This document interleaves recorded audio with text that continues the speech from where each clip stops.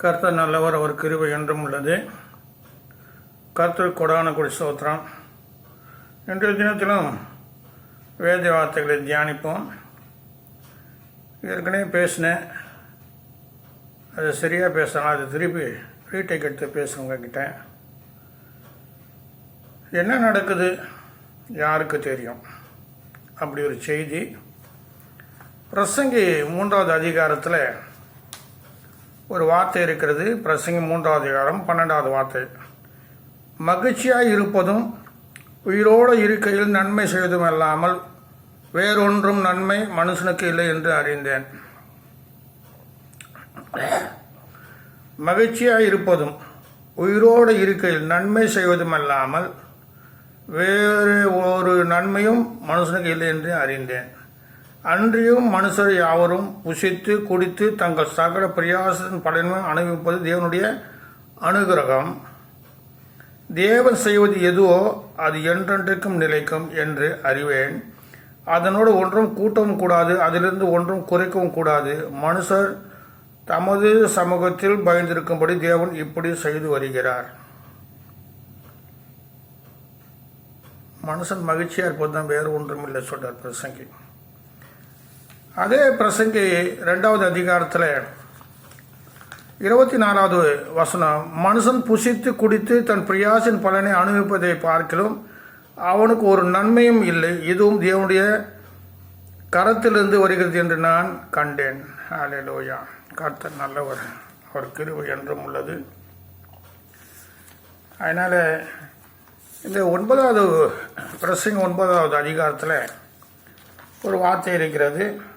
பிரசங்கி 9:12, தன் காலத்தை மனுஷன் அறியான். மச்சங்கள் கொடிய வலையில் அகப்படுவது போலவும் குருவிகள் கண்ணில் பிடிப்படுவது போலவும் மனுபுத்திர பொல்லாத காலத்து சடுதியாக தங்களுக்கு நேரிடும் ஆபத்தில் அகப்படுவார்கள். ஹல்லேலூயா, ஹல்லேலூயா, ஸ்தோத்திரம். பிரசங்கி 11:5 வாசிப்போம். ஆவியின் வழி இன்னதென்றும் கர்ப்பவதியின் வயிற்றில் எலும்புகள் உருவாகும் விதம் இன்னதென்றும் நீ அறியாது இருக்குது போலவே எல்லாவற்றையும் செய்கிற தேவனுடைய செயல்களையும் நீ அறியாய். அதனால் காலையிலே உன் விதையை விதைத்து மாலையிலே உன் கையை நகை விடாதே. அதுவோ இதுவோ எது வாய்க்குமோ என்றும் இரண்டும் சரியாய் பயன்படுமோ என்றும் நீ அறியாயே. தேவனுடைய காரியங்கள் அறிய முடியாது சொல்லிட்டு வேதம் சொல்கிறது. ஹல்லேலூயா. இங்கே பிரசங்கி 5:11 சொல்கிறார், ஆவின் நோய் இன்னதென்றும் கர்ப்பத்தின் வயிற்றில் எலும்பில் உருவாகும் விதம் இன்னதென்றும் நீ அறியாது இருக்கிறது போலவே எல்லாவற்றையும் செய்கிற தேவனுடைய செயல்களையும் நீ அறியாய். ஒரு கர்ப்பவத்தின் வயிற்றில் எலும்புகள் உருவாகுது. எப்படி உருவாகுது யாருக்கும் தெரியல, சயின்டிஸ்டுக்கும் தெரியாது இது வரைக்கும். அதுவாக தேவனுடைய செயல்கள்லாம் அப்படி இருக்கும். நம்ம கண்ணுக்கு தெரியாது தேவனுடைய செயல்கள். அதிசயமாக செய்வார் கர்த்தர். கர்த்தர் நல்லவர். அதனால் இயேசுவின் ரத்தம் ஜெயம்.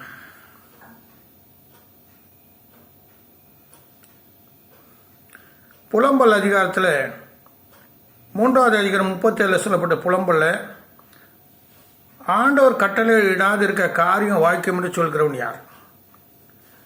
தேவனுடைய ஒரு கட்டளை இடாது இருக்கும்போது இந்த காரியம் வாய்க்கும் என்று நம் சொல்வது தவறு. இங்கே அதை தான் குறிப்பிடாரு. ஆண்டவர் கட்டளை இடாது இருக்க காரியம் வாய்க்கும் என்று சொல்கிறவன் யார்?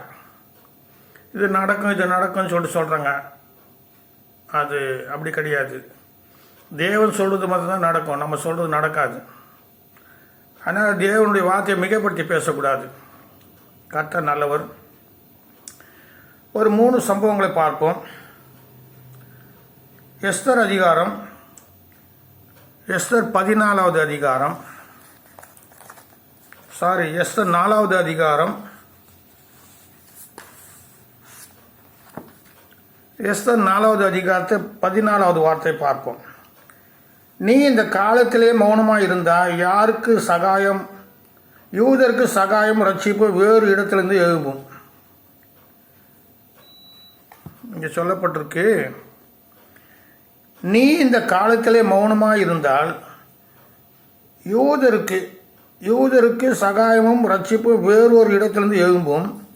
அப்போது நீயும் உன் தகப்பன் குடும்பத்தாரும் அழுவீர்கள். நீ இப்படிப்பட்ட காலத்துக்கு உதவியாக இருக்கும்படிக்கு உனக்கு ராஜமேன்மை கிடைத்திருக்கலாமே, யாருக்கு தெரியும் என்று சொல்ல சொன்னான். ஹல்லேலூயா. ஜீசஸ் மொர்தெகாய் சொல்றாரு, எஸ்தரை பார்த்து சொல்றாரு, மேன்மையாக இருக்கும்போது உதவி செய்யுங்க சொல்றாரு. இந்த வார்த்தையுடைய அர்த்தம், நீங்கள் மேன்மையாக இருக்கும்போது உதவி செய்யணும். நீங்கள் உதவி செய்வோம், நீங்கள்லாம் உதவி செய்வதற்காக கர்த்தர் உங்களை மேன்மையாக வச்சுருக்காரு. சில பேர் மேன்மையாக வச்சுருவார், எல்லா வசதியோடு இருப்பாங்க, உதவி செய்ய மாட்டாங்க கர்த்தருடைய பிள்ளைங்களுக்கு, கர்த்தருடைய ஊழியங்களுக்கு. சைனு கர்த்தருடைய ஊழியத்துக்கு ஒரு பங்கு ஒதுக்கணும். கர்த்தருடைய பிள்ளைங்க செய்ய கட்டாயம், அது நிபந்தனை. தசமபாகம் சொல்கிறீங்களே, அதே போல் எல்லா ஊழியத்துக்கும் நீங்கள் கொடுக்கணும். கர்த்தர் நல்லவர். ஹல்லேலூயா. அவர் சொல்கிறாரு, மொர்தெகாய், நீ இப்படிப்பட்ட காலத்துக்கு உதவியாக இருக்கும்படி உனக்கு ராஜமேன்மை கிடைத்திருக்கலாமே, யாருக்கு தெரியும். சில பேருக்கு அந்த ராஜ மேன்மை கொடுக்குறாரு ஆண்டவர், மேன்மையான காரியங்கள் செய்கிறாரு, அவங்க மேன்மையாக இருப்பாங்க. ஆனால் தேவனுடைய காரியத்துக்கு உதவி செய்யணும். அப்போ அவர் சொல்கிறாரு, மேலே சொல்கிறாரு, மௌனமாக இருந்த யூதருக்கு சகாயமும் ரட்சி வேறு இடத்திலிருந்து எழும்பும். நீ கொடுக்குறத வேற கொடுப்பாங்க, நீ உதவி செய்து அதனுடைய ஆசீர்வாதம் பெற்றுக்கொள்ளுங்க. ஹல்லேலூயா. கர்த்தர் நல்லவர். இந்த சம்பவம்லாம் உங்களுக்கு தெரியும், எஸ்தருடைய அதிகாரத்துக்கு சம்பவங்கள் தெரியும். ஆனால் ஆகான் என்ன பண்ணுறான், ஆகான், ஹல்லேலூயா ஜீசஸ்,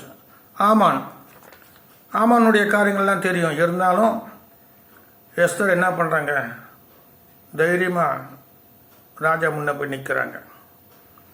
அதுவே கர்த்தருக்காக நம்ம முன்னே நிற்கணும். கர்த்தர் நல்லவர். ஹல்லேலூயா. அடுத்த காரியம் பார்ப்போம். 2 சாமுவேல் 12வது அதிகாரம். 2 சாமுவேல் 12வது அதிகாரத்தில் முதல்ல எஸ்தருடைய காரியம் பார்த்தோம். உங்களுக்கு மேன்மையாக கர்த்தர் எதுக்கு மேன்மையாக வச்சுருக்காரு, உங்களுக்கு ஐஸ்வர்யங்கள் வச்சுருக்காரு சொன்னால் மற்ற உதவி செய்து தான் உங்களுக்கு வச்சுருக்காரு. நல்ல ஞானம், படிப்பு, அறிவெல்லாம் இருந்தாக்கா அந்த கர்த்தருக்கு யூஸ் பண்ணு. கர்த்தருடைய ராஜ்யத்துக்கு, கர்த்தருடைய ராஜ்யம் கட்டப்பட அது நம்ம யூஸ் பண்ண உதவி செய்யணும். ஹல்லேலூயா. இங்கே ஒரு சம்பவம் 2 சாமுவேல் 12:22 ஒரு வார்த்தை வருஷம். அதற்கு அவன், பிள்ளை இன்னும் உயிரோடு இருக்கையில் பிள்ளை பிழைக்கும்படிக்கு கர்த்தர் எனக்கு இறங்குவாரோ எப்படியோ யாருக்கு தெரியும் என்று உபவாச அழுதேன் என்றார். இங்கே சொல்லப்பட்ட பாருங்க, இந்த 2 சாமுவேல் 12 கர்த்தர் உரியாவின் மனைவி தாவீதுக்கு, அப்போது கர்த்தர் உரியாவின் மனைவி தாவீதுக்கு பெற்ற ஆண் பிள்ளையை அடித்தார். அது வியாதிப்பட்டு கேவலமாக இருந்தது.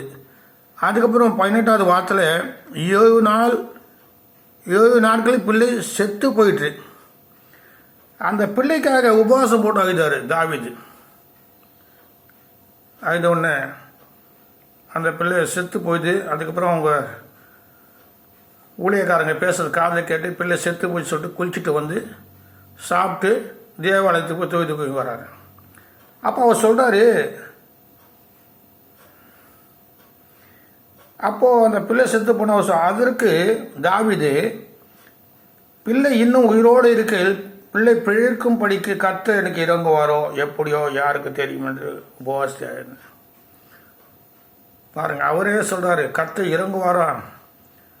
அவர் இறங்கும்படியாக நம்ம உதவி செய்யும். சில பேருக்கு இறங்கும்படியாக ஜெபம் பண்ணு, உபவாசம் பண்ணு. பாருங்கள், அவளை உபவாசம் பண்ணி கூட அவன் பிள்ளை செத்து போச்சு. ஏன்னு சொன்னாக்கா தேவ சித்தம் இல்லை. ஹல்லேலூயா. அதனால் இவரும் சொல்ல, யாருக்கு தெரியும். மொர்தெகாய் சொல்ல, யாருக்கு தெரியுமா, உனக்கு ராஜமேன்மை கிடைத்திருக்கு, உதவி செய்யும்படியாக உனக்கு ராஜமேன்மை. இங்கே சொல்கிறார் கர்த்தர் உதவி செய்வார் சொல்லிட்டு நான் நினச்சேன். பிள்ளைக்கும் பிள்ளை பிழைக்கும்படிக்கு கர்த்தனுக்கு இறங்குவாரோ சொன்னால் உதவி செய்யும். எப்படியோ யாருக்கு தெரியும்னு சொல்லிட்டு தாவீது சொல்கிறார். சில சமயம் தெரியாது, சில காரியங்கள் கர்த்தர் செய்ய மாட்டார், சில காரியம் செய்வார். ஹல்லேலூயா. மூன்றாவது காரியம், ஜீசஸ்.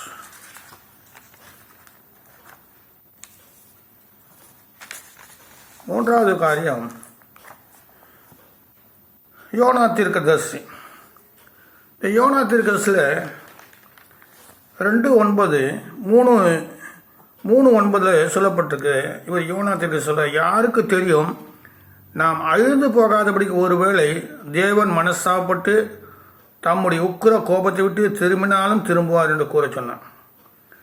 அப்போ நன்மை செய்யும் போது தேவன் திரும்புவார். தேவன் சொன்னது செய்யும் போது அவர் திரும்பி நம்மளை என்ன பண்ணுவார்? கோபத்தை விட்டு திரும்பினாலும் என்று கூற சொன்னார்.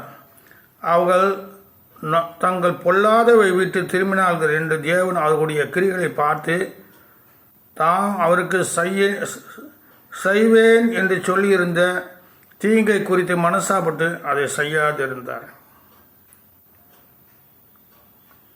யோனாக்கு என்ன சொன்னார்?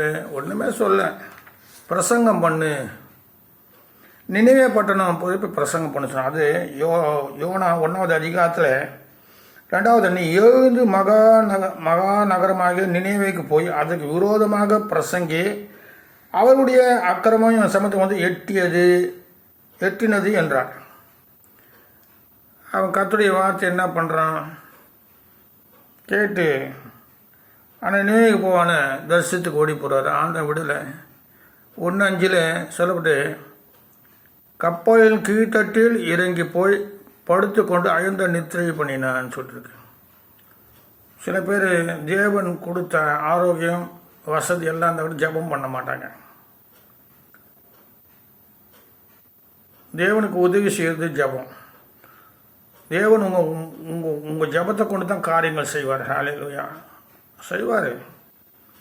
ஜபம் சொல்கிற ஒரு நமக்கு அவருக்கு ஒரு தொடர்பு இருக்குது. அதனால் நித்திரை பண்ண, ஆனால் ஆண்டவர் விடலை.